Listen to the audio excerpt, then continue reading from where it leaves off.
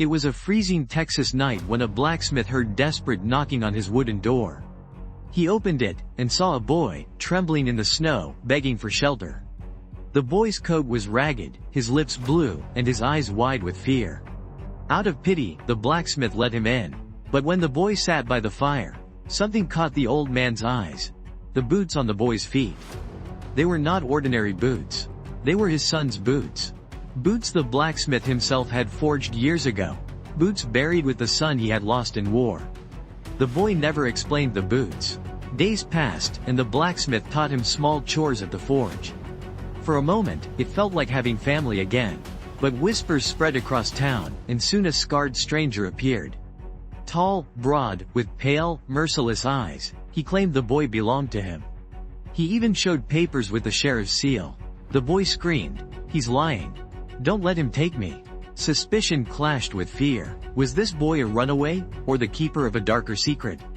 That night, the blacksmith searched the boy's satchel. Inside, he found charred fragments of a letter, written in his dead son's handwriting. The words were faint, but one line burned through the ashes. "Trust only the forge." His son had died years ago. Yet here was his voice, carried by this boy. The blacksmith confronted him, demanding truth. The boy whispered, "He told me to find you." Before he died, the sheriff gave an ultimatum, 7 days or surrender the boy. But before time ran out, intruders stormed the forge.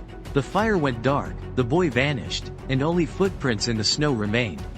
The blacksmith followed them into the hills until he reached a frozen gorge. There, he saw it. The scarred man holding the boy against the cliff, knife glinting in the icy wind. The blacksmith stepped onto the cracking ice, hammer in hand. "Let him go," he growled.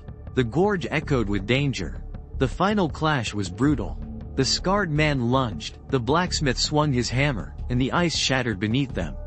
In the chaos, the boy confessed. The boots, the letters, the journey, it was all tied to the blacksmith's son, who had tried to protect him before death. The boy was not blood, but he carried the truth, the legacy, the last echo of a son lost.